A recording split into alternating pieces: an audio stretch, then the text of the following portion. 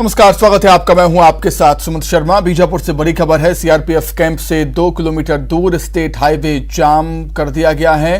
लकड़ियां और कोटले डालकर सड़क को जाम कर दिया गया। अज्ञात लोगों ने स्टेट हाईवे जाम किया है। उसूर ब्लॉक के मुरदोंडा की घटना है। 7 बजे के बाद बासागुड़ा जाने वाली गाड़ियां प्रभावित हुई हैं। आवापल्ली की ओर वापस हुई हैं गाड़ियां। बासागुड़ा थाना क्षेत्र का मामला।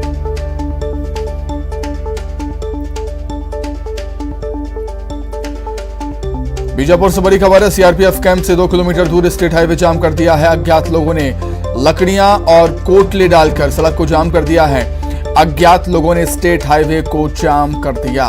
उसूर ब्लॉक के मुरदोंडा की घटना। 7 बजे के बाद बासागुड़ा जाने वाली गाड़ियां प्रभावित हुई हैं। इससे आवापल्ली की ओर गाड़ियां वापस हुई हैं। बासागुड़ा थाना क्षेत्र का मामला।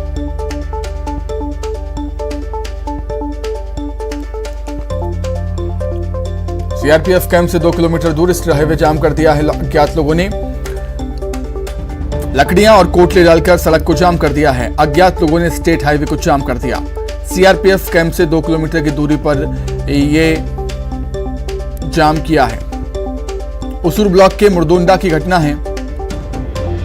7 बजे के बाद बासागुड़ा जाने वाली गाड़ियां प्रभावित हुई हैं। ज्यादा जानकारी के लिए हम बातचीत करेंगे। बीजापुर संवाददाता भरत दुर्गम जुड़ गए हैं फोन पर। भरत, क्या कुछ जानकारी है? क्या नक्सलियों की ये करतूत? देखिए सुमित, मैं आपको बता दूं, जिस तरीके से वहां से जानकारी बाहर निकल के आ रही थी, उसूर ब्लॉक से मुरदोंडा जो वहां पे सीआरपीएफ कैंप है, वो तकरीबन 2 से 3 किलोमीटर की दूरी पे दुर्गा मंदिर पड़ता है। वहां पे लगातार जिस तरीके से जो आवाजाही लोगों की होती है हर दिन की वक्त, इस दिन भी आवाजाही हो रही थी। 7 बजे के बाद जब जो लोग हैं, जो स्वास्थ्य महकमे के कुछ जो अधिकारी थे और निकले थे, उस दरमियान वहां पे उस स्टेट हाईवे में लगातार जो लकड़ियां हैं, बड़े बड़े कोटले वहां पे डाला गया, जिस तरीके से जो आवाजाही होती है वो बाधित हो रही थी। ऐसे में जो लोग हैं, जो बस सवारी जो होती है यात्रियों के लिए जिसे इस्तेमाल की जाती है, उस बस की जितने पैसेंजर लोग थे, उस बस की वहां से वापसी हो गई। ऐसे में बासागुड़ा तक जो बस जाने वाली थी, वो बस भी बासागुड़ा नहीं पहुंच पाई है। 7 बजे के बाद जितनी भी जो बस है वो निकली थी बासागुड़ा की ओर, उनकी वापसी हो गई है। ऐसे में जिनकी जो आवाजाही होती है वो कहीं ना कहीं पूरी तरीके से बाधित हो रही है। जो सामान्य तौर पर जो व्यक्ति होते हैं, वाहन का इस्तेमाल करते हैं, पर्सनल गाड़ी का इस्तेमाल करते हैं, वो भी बासागुड़ा के लिए निकले हुए थे। लेकिन 7 बजे के बाद जिस तरीके से कैंप से 2 से 3 किलोमीटर की तकरीबन लगभग बताई जा रही है, जहाँ पे बड़े बड़े कोटले और लकड़ियां का जो बम्बार है वो देखा गया है, उसको देखते हुए लगातार आगे जाना मुश्किल था, जिसको देखते उनकी वापसी आवापल्ली की ओर देखी जा रही है। ठीक है भरत, बहुत धन्यवाद आपका तमाम जानकारी के लिए। रायपुर से बड़ी खबर है। बीएससी नर्सिंग का कट ऑफ घटा दिया गया। एडमिशन के लिए कट ऑफ कम किया गया है। 45 और 50 से घटाकर 15 और 20 परसेंटाइल किया गया है कट ऑफ को।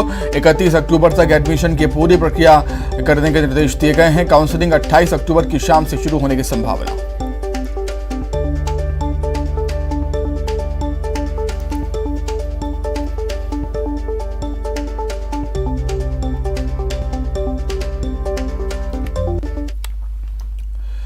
प्रतिबंधित संगठन पीएफआई पर जांच एजेंसी का शिकंजा कसता ही जा रहा है। भोपाल पीएफआई के अध्यक्ष को एटीएस की टीम ने गिरफ्तार किया। एमपी एटीएस को अनवर के साथ ही 13 सदस्यों की रिमांड मिली है। रिमांड के दौरान कई अहम खुलासे होने की उम्मीद।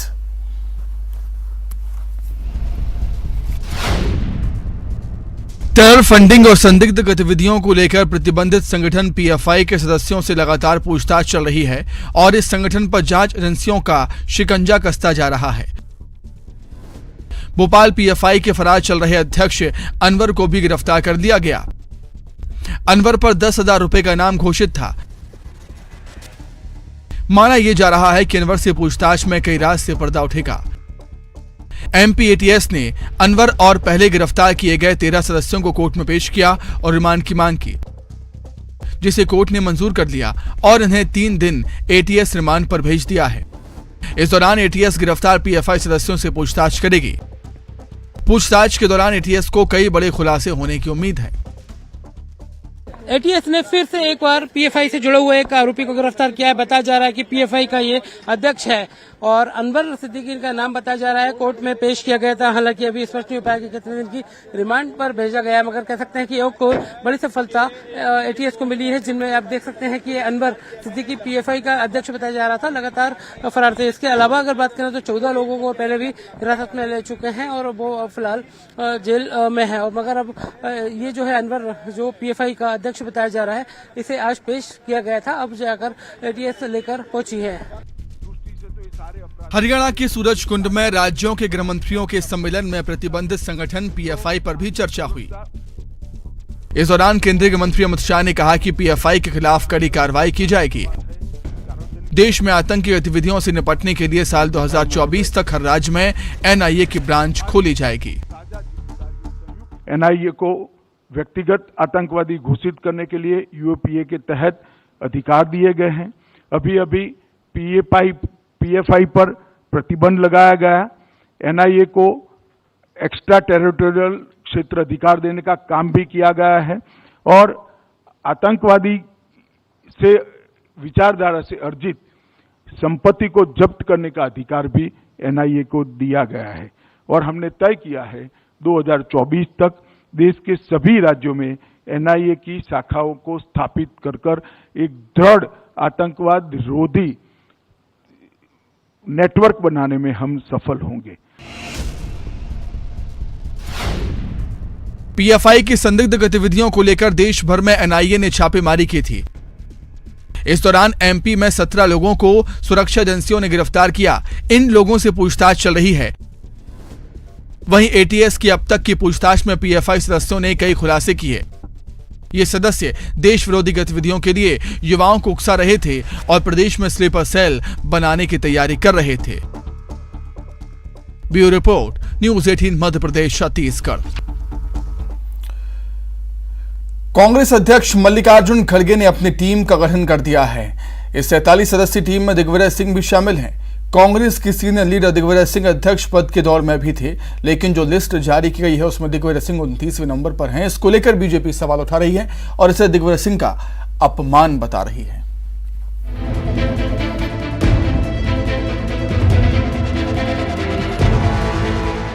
कांग्रेस के नए अध्यक्ष मल्लिकार्जुन खड़गे ने कार्यभार ग्रहण करने के बाद संचालन समिति का गठन किया।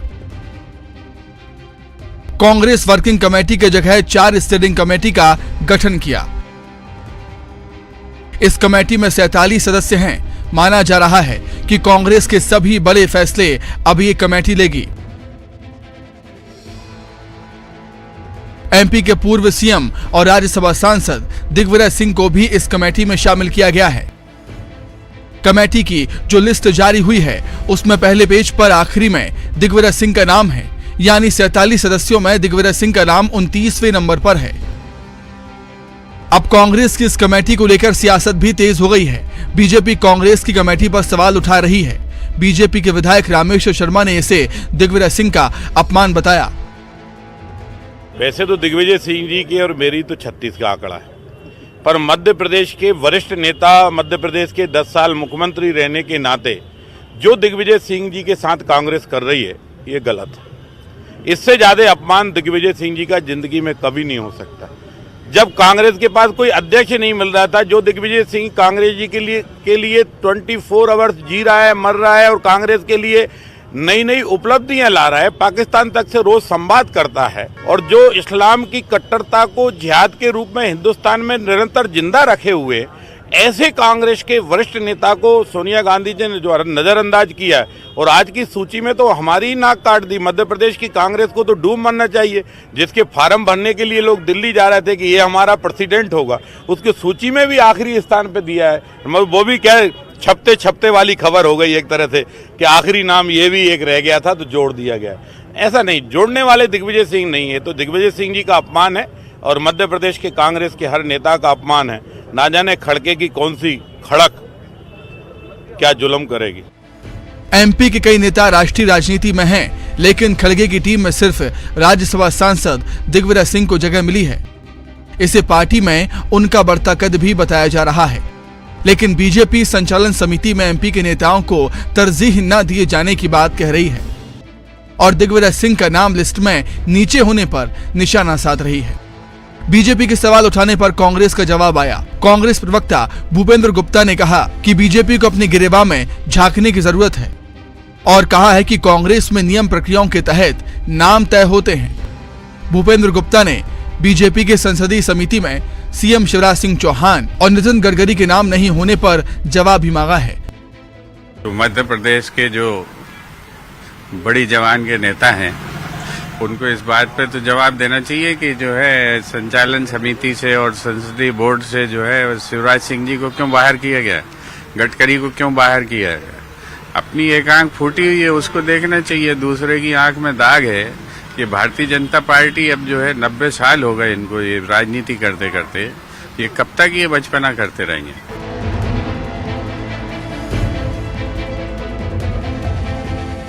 खड़गे की टीम में दिग्विजय सिंह को जगह मिली। कांग्रेस की ओर से जारी लिस्ट में दिग्विजय सिंह का नाम 29वें नंबर पर है। बीजेपी से दिग्विजय सिंह का अपमान बता रही है और दिग्विजय सिंह के बहाने कांग्रेस को घेर रही है। भोपाल में अनुराग श्रीवास्तव के साथ bureau report, news 18 Madhya Pradesh Chhattisgarh. Satpura tiger reserve और प्रदेश के नेशनल पार्कों में चौकसी के लिए कर्नाटक से हाथी लाए जाएंगे। प्रदेश को 15 हाथियों को लाने की स्वीकृति मिल चुकी है और उन्हें इसी माह लाया जा रहा है। सतपुड़ा पार्क को करीब 6 हाथी मिलेंगे। प्रदेश के नेशनल पार्क सहित सतपुड़ा टाइगर रिजर्व में वन्य प्राणियों की मॉनिटरिंग और जंगल की सीमाओं की चौकसी करने वाले हाथियों की कमी हो गई है। सतपुड़ा टाइगर रिजर्व में एक ही वयस्क हाथी बचा है, बाकी हाथी के 3 बच्चे हैं। पिछले दिनों कूनो नेशनल पार्क में पहुंचे चीतों की मॉनिटरिंग के लिए एसटीआर के 2 हाथी भेजे गए थे। हाथियों की डिमांड पर केंद्र सरकार ने कर्नाटक से मध्य प्रदेश को 15 हाथी देने की स्वीकृति दी है। मध्य प्रदेश शासन तरफ से 15 हाथी कर्नाटक से लाने के लिए अनुमति प्राप्त हुई है। इसके तहत हम लोग 15 हाथी कर्नाटक से लाएंगे। उसको मध्य प्रदेश में हम लोग अभी सतपुड़ा, नाना, पेंच 3 पार्क में इसको रखने के लिए प्लान कर रहे हैं। हाँ सर, एसटीआर में कितने हाथी आएंगे उनमें से? वो निर्भर करता है वहाँ से जिस कैंप में जितना, लगभग 5 हाथी सतपुड़ा। सागर में परिवहन मंत्री गोविंद सिंह राजपूत का अलग अंदाज देखने को मिला। मंत्री गोविंद सिंह खुली जीप चलाकर शहर में पुराने मित्रों से मिलने पहुंचे। बताया जाता है कि परिवहन मंत्री गोविंद सिंह राजपूत छात्र जीवन में खुली जीप से डॉक्टर हरि सिंह गौर विश्वविद्यालय में पढ़ाई करने जाते थे। कई सालों बाद उसी जीप को खुद ड्राइव कर अपने पुराने मित्रों के साथ मिलने के लिए 3 बत्ती पहुंचे, जहां मित्रों के साथ उन्होंने छात्र जीवन की पुरानी याद ताज़ा करते हुए चाय का आनंद भी लिया।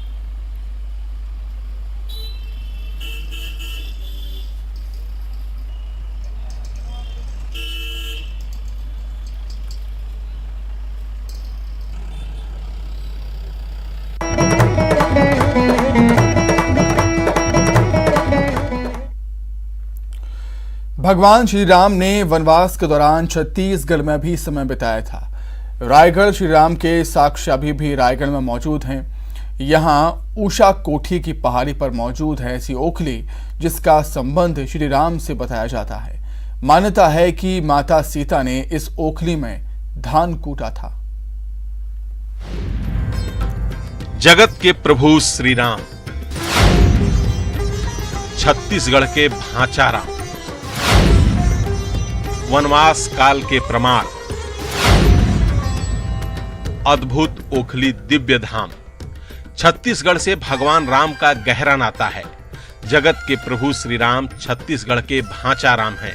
यहीं पर है माता कौशल्या का धाम और प्रभु श्री राम का ननिहाल। छत्तीसगढ़ के भांजे हैं श्री राम, लेकिन श्री राम का छत्तीसगढ़ से सिर्फ यही संबंध नहीं है। श्री राम, माता सीता और भैया लक्ष्मण ने वनवास काल का काफी समय छत्तीसगढ़ में बिताया था। श्री राम के वनवास काल के साक्ष्य आज भी यहाँ मौजूद हैं। ऐसी ही एक निशानी रायगढ़ की पहाड़ी पर मौजूद है। माता सीता वनवास के समय जिस ओखली में धान कूटती थीं, इस पहाड़ पर आज भी मौजूद है। रायगढ़ के उषा कोठी पहाड़ी में आज भी वह मूसल मौजूद है जहां पर भगवान राम वनवास के समय में पहुंचे थे और माता सीता उसी मूसल से कूट करके धान से चावल बनाती थी और माता सीता, भगवान राम और लक्ष्मण जी उसी से चावल बनाकर खाते थे। देख सकते हैं ये वही जगह है जहां पर देख सकते हैं मूसल के आज भी निशान मौजूद है। इस तरह से कई यहां पर मूसल हैं जो स्पष्ट तौर पर आज भी दिखाई दे रहे हैं, जिन्हें लेकर ग्रामीणों में यह मान्यता है कि ये वही साक्ष्य है जिसमें भगवान राम यहां पर पहुंचे थे। रायगढ़ में श्री राम के वनवास काल के साक्ष्य कई जगह मिलते हैं। इन्हीं में से एक है कर्मागढ़ स्थित उषा कोठी की ये पहाड़ी। जिला मुख्यालय से करीब 15 किलोमीटर दूर बांगू रदिया गांव है। यहां से 4 से 5 किलोमीटर जंगली रास्ते पर चलकर यहां तक पहुंचा जा सकता है। दुर्गम रास्ते से होकर गुजरने के बाद उषा कोठी पहाड़ी दिखाई देती है। यहाँ पथरीले संकरे रास्तों से होकर पहाड़ के नीचे गुफा में जाना होता है। यहाँ भगवान के वनवास काल के साक्ष्य मिलते हैं। बताते हैं कि श्री राम ने माता सीता और लक्ष्मण के साथ यहाँ समय बिताया था और भोजन के लिए यही पत्थर पर धान कूटा जाता था। जिस ओखली का संबंध सियाराम से हो वो ओखली भी पूज्य है। ये ओखली आस्था का केंद्र है। राम भगवान मन जो यहाँ देवता मन रहीन था, यहाँ ढेकी कूट के मन एकरा रान रुंधा के खाए। पूर्वज जमाना से चला थे और अच्छा पूजा पाठ भी यहाँ चलते। हम लोग बचपन से इस बारे में सुने हुए हैं कि भगवान राम वनवास के दौरान यहाँ पर आए थे, रुके थे, कुछ समय व्यतीत किए थे। उसके अवशेष जो हैं अभी भी दीवारों पर देखने को मिलते हैं हम लोग को। और हम लोग क्या है, समय समय पर जब भी हम लोग को मौका मिलता है हम लोग यहाँ आते हैं। हमको यहाँ शांति मिलती है, भगवान राम का एहसास होता है हमको। मूसल ढेकी भी है, अभी चावल कूटते थे। हाँ, ऐसा बोलते हैं हमारे पूर्वजों द्वारा कि यहाँ पर भगवान राम के द्वारा, सीता माता के द्वारा अपना मतलब जो भी खाने पीने का जो भी व्यवस्था किया जाता था, मूसल के द्वारा कूट के, चावल कूट के अपना जो भी खाने पीने का बनाया जाता था। आज भी मौजूद है मूसल। आज भी मौजूद है मूसल। इस विरासत पर लोगों को गर्व है। भगवान राम ने यहाँ समय बिताया, ये धरती धन्य है। उषा कोठी की इस पहाड़ी पर कुछ और भी है जो सदियों पुराना इतिहास बताती है। उस इतिहास से भी पर्दा उठाएंगे। इस अद्भुत सफर पर बने रहिए हमारे साथ। हरपाल सिंह खूंटे, न्यूज़ 18 रायगढ़। आइए अब बात करेंगे पत्थरों में सिमटे इतिहास की।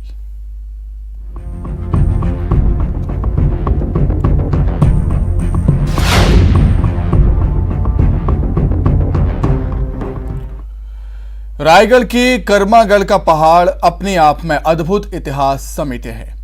इस पहाड़ पर बने अद्भुत शैल चित्र जो बताते हैं सदियों पुराना इतिहास। आप भी देखें।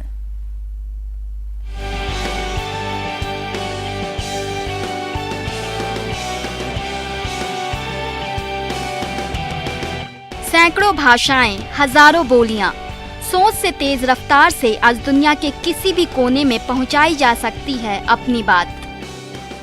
कागज के पन्नों से लेकर कंप्यूटर और मोबाइल के स्टोरेज में सहेजे जा सकते हैं अपने विचार। लेकिन जब न कागज था, न कंप्यूटर, न भाषा थे, न अक्षर, तब भी लोग संवाद किया करते थे। आने वाली पीढ़ियों के लिए अपना ज्ञान छोड़कर जाया करते थे। पत्थर पर बने ऐसे शैल चित्रों के जरिए रायगढ़ में भी मौजूद है ऐसे शैल चित्र। कर्मागढ़ में मौजूद है सदियों पुराना इतिहास। गहरे लाल और चटकदार रंग से बने ये शैल चित्र अद्भुत हैं। घने जंगल और दुर्गम रास्तों को पार करते हुए पहुंच चुके हैं उषा कोठी। उषा कोठी कर्मागढ़ के नाम से जाना जाता है। बता दें, यहाँ पर शैल चित्र बने हुए हैं। आदि मानव काल में बने यह शैल चित्र और शैलाश्रय लोगों के लिए खासा आकर्षण का केंद्र रहता है। आदि मानवों के द्वारा लाल चटकदार रंगों से बनाया गया यह शैलाश्रय हजारों साल पुराना है। मौजूदगी का जो आज भी मौजूद है और आदि मानव के संस्कृति को दिखाता है। इस शैलाश्रय में कई तरह के जानवर, शिकार करते जीव जंतुओं की तस्वीरें हैं जो कर्मागढ़ को खास आकर्षण का केंद्र बनाती है। ये शैल चित्र उस दौर को झांकने का जरिया है जिस दौर का लिखित इतिहास नहीं मौजूद है। लेकिन ये अनमोल इतिहास लुप्त होता जा रहा है। कई लोग इन शैल चित्रों को खराब करते हैं। ग्रामीणों ने बताया कि घने जंगल के कारण यहाँ लोगों पर कोई रोक टोक नहीं है।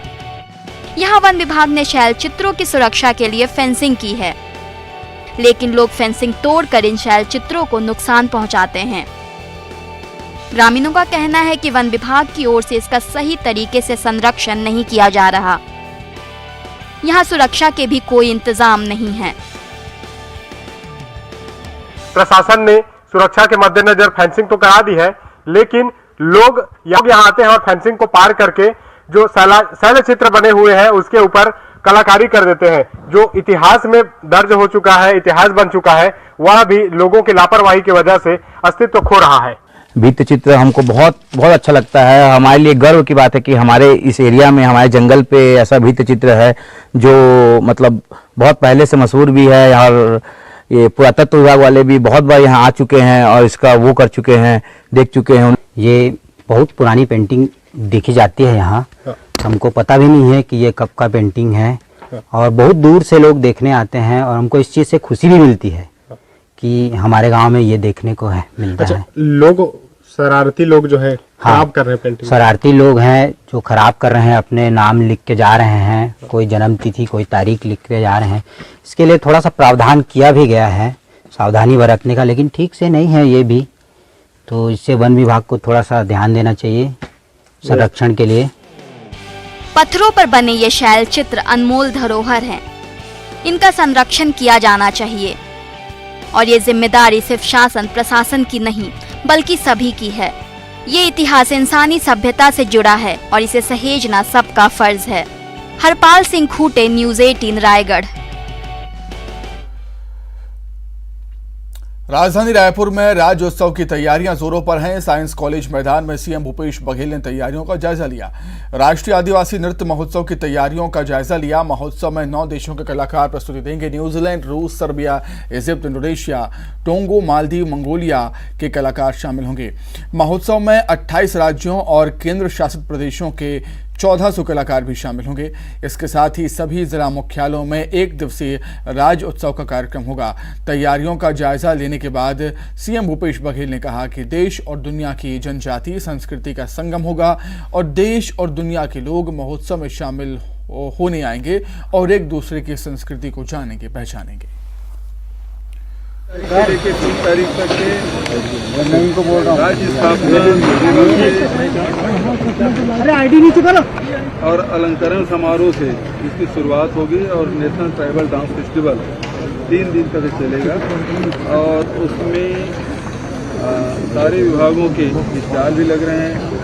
एग्रीकल्चर के, फॉरेस्ट के, इंडस्ट्री के, एनर्जी के, ट्राइबल के, उद्योगों के, एसएचजी ग्रुप के यहाँ स्टॉल लगेगा और तैयारी चल रही है जोरों से। 3 दिन में बनके तैयार। 1 नवंबर को छत्तीसगढ़ राज्य के गठन के 22 साल पूरे हो जाएंगे। इस मौके पर 23वें राज्य स्थापना दिवस का आयोजन किया जा रहा है। सीएम भूपेश बघेल के नेतृत्व में छत्तीसगढ़ की आदिवासी संस्कृति और सभ्यता को अंतर्राष्ट्रीय स्तर पर पहचान दिलाने के लिए तीसरी बार राष्ट्रीय आदिवासी नृत्य महोत्सव का भव्य आयोजन 1 से 3 नवंबर तक राजधानी रायपुर के साइंस कॉलेज मैदान में होगा। सीएम भूपेश बघेल की पहल पर राज्य की ओर से मंत्री, संसदीय सचिव, विधायक सहित अन्य जनप्रतिनिधि देश के सभी राज्यों के मुख्यमंत्री, मंत्री, जनप्रतिनिधियों को आमंत्रित करने के लिए पहुंच रहे हैं। राजस्थान के सीएम अशोक गहलोत, असम के सीएम हेमंत बिश्वा शर्मा, झारखंड के सीएम हेमंत सोरेन को रायपुर में आयोजित हो रहे तीसरे राष्ट्रीय आदिवासी नृत्य महोत्सव में शामिल होने के लिए सीएम भूपेश बघेल की ओर से निमंत्रण दिया गया है।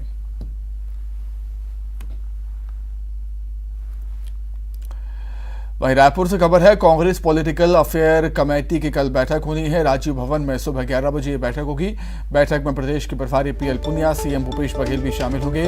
बैठक में पीसीसी चीफ मोहन मरकाम भी शामिल होंगे और बैठक में आगे की रणनीति पर चर्चा की जाएगी।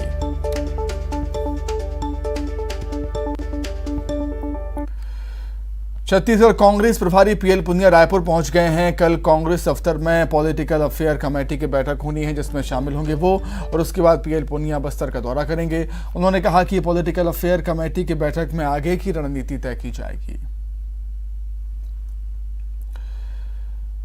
बिलासपुर में महापर्व छठ की तैयारियां जोरों पर है। देश में सबसे बड़ा अस्थायी और व्यवस्थित घाट बिलासपुर शहर के तोरवा स्थित अरपा नदी पर है, जहां एक साथ 40,000 से ज्यादा व्रती अर्घ देने आते हैं।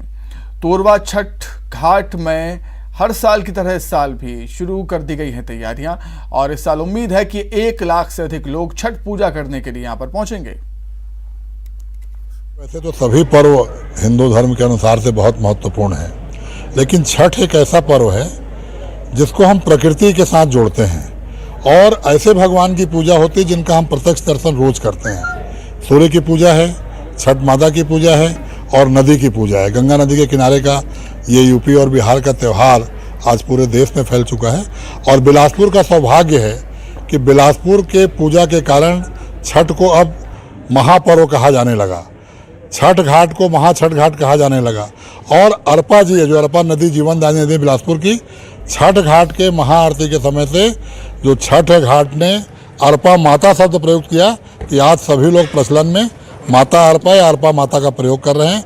मुख्यमंत्री से लेके जिलाधीश का भाषण सुनेंगे, विधायक का भाषण सुनेंगे तो अरपा माता शब्द आता है और हमको यह भी श्रेय प्राप्त है कि अरपा माता की आरती पहली बार छठ घाट के लोगों द्वारा, कवियों द्वारा स्वरचित की गई, जो आज यहाँ छठ माता की आरती गाई जाए, अरपा माता की आरती गाई। तो इसी के साथ ही फिलहाल इस बुलेटिन में इतना ही। खबरें लगातार जारी है। नमस्कार।